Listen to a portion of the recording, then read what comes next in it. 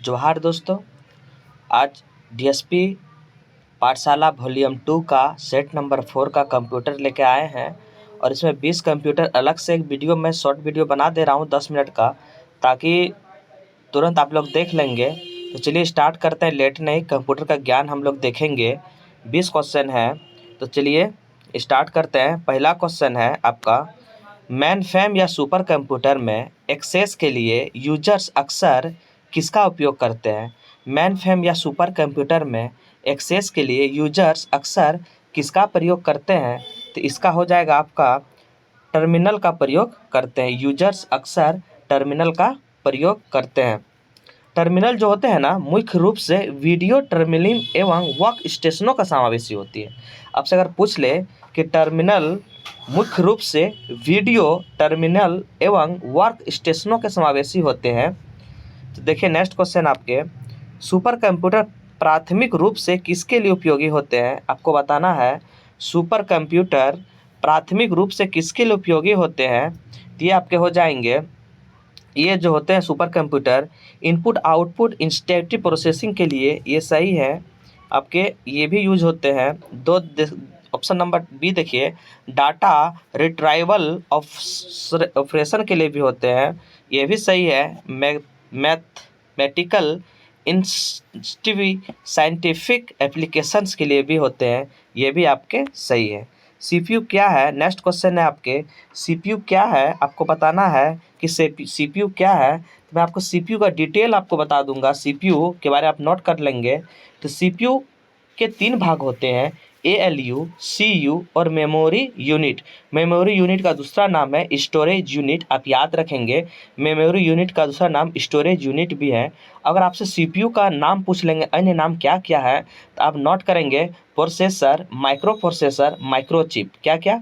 Processor, micro processor और microchip. ALU, CU और memory unit, ये तीनों सीपीयू में ही रहते हैं। कौन कौन? एएलयू, सीयू और मेमोरी यूनिट, ये तीनों सीपीयू में रहते हैं। कभी कभी आपसे एग्जाम में सीपीयू का फुल फॉर्म पूछ लेते हैं, central processing unit, central processing unit, ALU arithmetic logic unit, और सीयू आपसे अगर पूछ ले तो कंट्रोल यूनिट। सीपीयू को मस्तिष्क, हृदय, दिमाग आदि भी कहते हैं। एलयू का यह गणित और तार्किक गणनाएं करती है। सीयू यह इनपुट से आउटपुट के मध्य सिग्नल को नियंत्रण करता है। कौन करता है? सिग्नल को नियंत्रण करता है। अगर आपसे पूछ ले मेमोरी यूनिट के बारे में, यह यूनिट से जब आउटपुट प्राप्त करता है तो उसके भंडारण का काम करता है। कौन? Memory unit. तो चलिए दोस्तों नेक्स्ट क्वेश्चन देखिए, आपका क्या हो जाएंगे आंसर? Processing device. इसमें एक नाम है प्रोसेसर, माइक्रो प्रोसेसर और माइक्रोचिप, तो ये हो जाएंगे आपके प्रोसेसिंग डिवाइस। नेक्स्ट देखिए दोस्तों, आपके नेक्स्ट क्वेश्चन देखिए, नेक्स्ट देखिए, अब बताना है, आपके फुल फॉर्म दिए हुए हैं, आपके फुल फॉर्म दिए हैं। ईडीपी का फुल फॉर्म आपसे पूछ लिया है। कंप्यूटर्स में से आपके 2 से 3 क्वेश्चन फुल फॉर्म से रहेंगे एग्जाम में, आप ये कवर कर लेंगे। सब फुल फॉर्म लगभग आप रट लेंगे। ईडीपी का फुल फॉर्म आपसे पूछा है, इलेक्ट्रॉनिक डाटा प्रोसेसिंग। ईडीपी का फुल फॉर्म पूछा है, इलेक्ट्रॉनिक डाटा प्रोसेसिंग। आप ईडी के बारे में थोड़ा जान जाइए। कंप्यूटर द्वारा जब डाटा को सूचना में परिवर्तित करता है, ये सारे प्रोसेसर को ईडीपी कहलाता है, इलेक्ट्रॉनिक डाटा प्रोसेसिंग। आप यहाँ से एक नोट करेंगे, क्वेश्चन बहुत ही इंपॉर्टेंट्स होते हैं एग्जाम व्यू से, कि डाटा को प्रोसेसिंग करके इंफॉर्मेशन में बदलना, यह पूरी प्रक्रिया इंफॉर्मेशन प्रोसेसिंग साइकिल कहलाता है। इंफॉर्मेशन प्रोसेसिंग साइकिल कहलाता है। क्या कहलाता है? डाटा को प्रोसेसिंग करके इंफॉर्मेशन में बदलना, ये पूरी प्रक्रिया इंफॉर्मेशन प्रोसेसिंग साइकिल कहलाता है। क्या कहलाता है? जो इनपुट जो प्रोसेसर होते हैं आउटपुट में बदलते हैं, ये प्रोसेसर का काम सीपीयू द्वारा होता है। किसके द्वारा? ये भी आप याद रखेंगे। जब इनपुट को कोई चीज़ प्रोसेसर करके उसको आउटपुट में बदलते हैं, या फिर ये कौन करते हैं प्रोसेसिंग का काम? ये सीपीयू करते हैं। तब याद रखेंगे 134 का आंसर हो जाएगा आपका electronic data processing. Next question देखिए दोस्तों, कंप्यूटर प्रणाली में निम्न में से क्या इनपुट डिवाइस का उदाहरण नहीं है? आपको बताना है कि इनपुट डिवाइस का उदाहरण कौन नहीं है। तो आपको पता होना चाहिए इनपुट डिवाइस हार्डवेयर को हम तीन तरह से बांटते हैं। किस तरह से? हार्डवेयर को हम तीन तरह से बांटते हैं। एक इनपुट डिवाइस होते हैं, एक आउटपुट डिवाइस होते हैं। ऐसे डिवाइस जो इनपुट और आउटपुट दोनों का मिक्स होते हैं, ये तीन होते हैं हार्डवेयर से।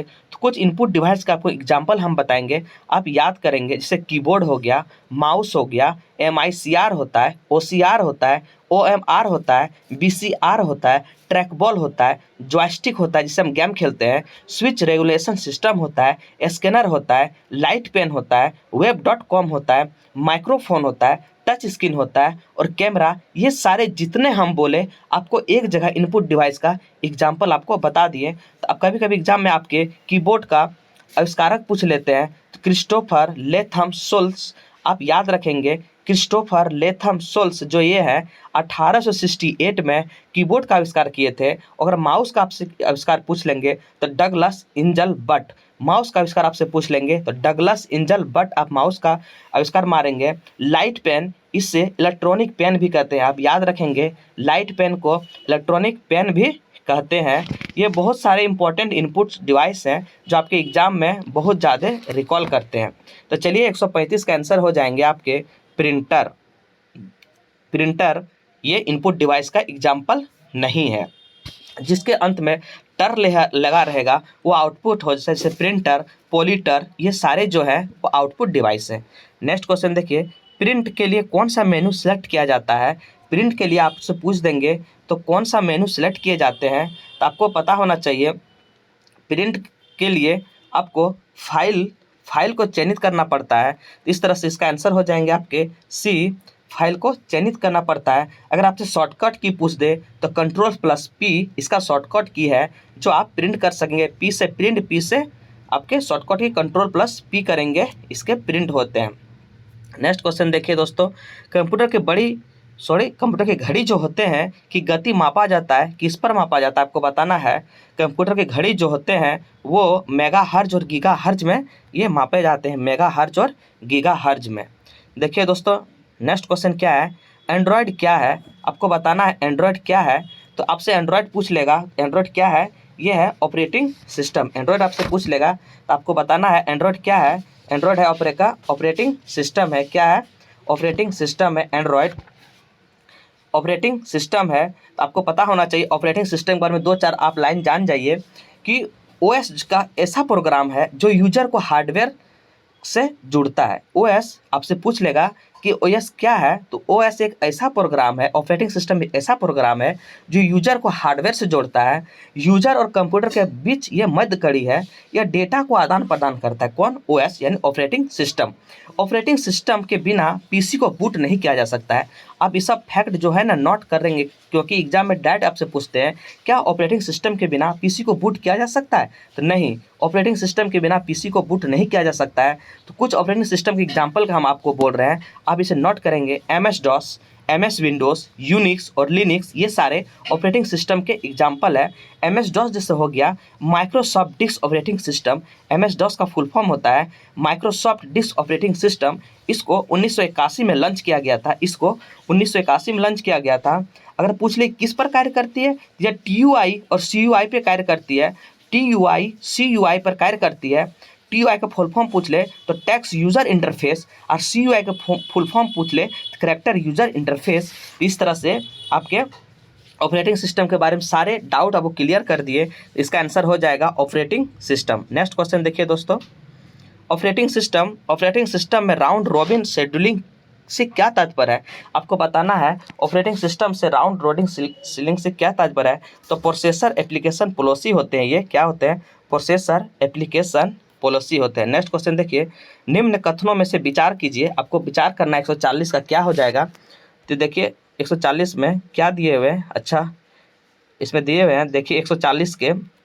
दोस्तों अलग से वीडियो बनाने से क्या होता है, इस पर हम डिटेल इसका चर्चा करते हैं। ये मेरा सबसे प्रॉफिट है कि अलग से वीडियो बनाने से, ताकि हर पॉइंट को हम आपके बीच ला सके। और वो फुल में जब प्रैक्टिस में होते तो वो सारे चीज़ को हम नहीं बता सकते हैं जितना हमको बताना चाहिए। तो देखिए दोस्तों नेक्स्ट क्वेश्चन देखिए, आपको बताना इस कथन में कौन सा कथन सही है। तो बोला है .NET फ्रेमवर्क माइक्रोसॉफ्ट द्वारा विकसित होती है, ये आपके सही हैं दोस्तों। नेक्स्ट देखिए, जावा जो है सन माइक्रो सिस्टम द्वारा विकसित ओपन सोर्स होते हैं, ये भी आपके सही हैं। यानी कथन ए और बी दोनों सही हैं। चलिए दोस्तों नेक्स्ट क्वेश्चन देखिए, निम्नलिखित में से सिस्टम सॉफ्टवेयर कौन से है? टग सिस्टम कौन से है? तो इसका आंसर हो जाएंगे आपके कंपाइलर। क्या है? कंपाइलर आपके क्या है? सिस्टम सॉफ्टवेयर है। नेक्स्ट क्वेश्चन देखिए, BCD का फुल फॉर्म क्या होते हैं? BCD का फुल फॉर्म होता है binary coded decimal. Binary coded decimal option number आपके हो जाएंगे एक। क्या है? Binary coded decimal. Next question देखिए दोस्तों, नेक्स्ट क्वेश्चन देखिए, एक मिनट दोस्तों। हाँ चलिए देखते क्वेश्चन। डाटा की मात्रा को CPU, मेन मेमोरी और इनपुट तथा आउटपुट डिवाइस में एक ही समय में ट्रांसमिट करते हैं, जिसको क्या कहते हैं? इसको कहते हैं बस विड्थ।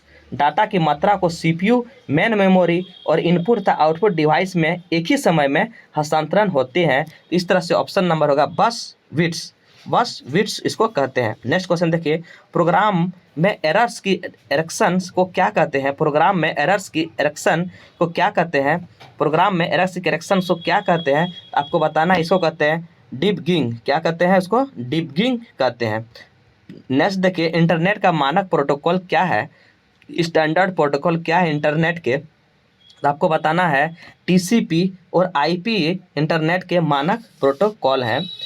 TCP और IP इसका पूरा नाम होता है ट्रांसमिशन कंट्रोल प्रोटोकॉल या इंटरनेट प्रोटोकॉल, TCP या IP का। ये जो होते हैं ना, दो या दो से अधिक कंप्यूटर के बीच सूचनाओं यानी इन्फॉर्मेशन का हस्तांतरण हो सकता है। नेक्स्ट क्वेश्चन देखिए, W3C इसका प्रतीक है। क्या इसका प्रतीक है? ये है world wide web trans system के प्रतीक है। ऑप्शन नंबर एक आपके आंसर हो जाएंगे। 147 का देखिए, कौन सा कथन इसके बारे में बताना है? ये दिए हुए हैं आपके हो जाएंगे। देखिए तो बोला गया इसमें कि माइक्रोसॉफ्ट पावर पॉइंट स्लाइड और ऑपरेटिंग पोर्ट रूप में सेट नहीं किया जा सकता है। ये गलत है, सेट किया जा सकता है। पृष्ठ माइक्रोसॉफ्ट पावर प्लांट प्रस्तुतिकरण स्लाइड के ऊपरी भाग में डाली जा सकती है। ये आपके सही है। इस तरह से ऑप्शन नंबर सी आपके सही हो जाएंगे। नेक्स्ट देखिए, वर्ड में कॉलम डेटा बनाने के लिए आपको क्या करना होगा? वर्ड में कॉलम डेटा बनाने के लिए आपको क्या करना होगा? तो टैब सेट करें या टेबल मेनू का प्रयोग करें। आपको टेबल मेनू या टैब सेट का प्रयोग करना होगा। नेक्स्ट देखिए, 20 स्टार 10/4 स्टार 8 फार्मूला करेगा या उत्तर आएगा? आपको क्या उत्तर, इस तो आपको रटना ही पड़ेगा। इस सब क्वेश्चन को डायरेक्ट रख लेंगे, 400 इसका हो जाएंगे। एक पारदर्शी BDMS का उपयोग आपको बताना है। इसमें हो जाएगा उपयोगकर्ता द्वारा प्रदान की गई भौतिक संरचना को रखता है। ऑप्शन नंबर सी है डाटाबेस मैनेजमेंट सिस्टम। BDMS का फुल फॉर्म होता है डाटाबेस मैनेजमेंट सिस्टम। तो दोस्तों ये कंप्यूटर के 20 सवाल थे। ज़्यादा से ज़्यादा आप वीडियो को शेयर करेंगे, लाइक करेंगे और सब्सक्राइब करेंगे, ताकि हर भाई बहनों को ये वीडियो पहुंचे। और कंप्यूटर के ये 20 सवाल बहुत ही इंपॉर्टेंट हो जाते हैं एग्जाम की तरफ। तो जय हिंद, जय भारत।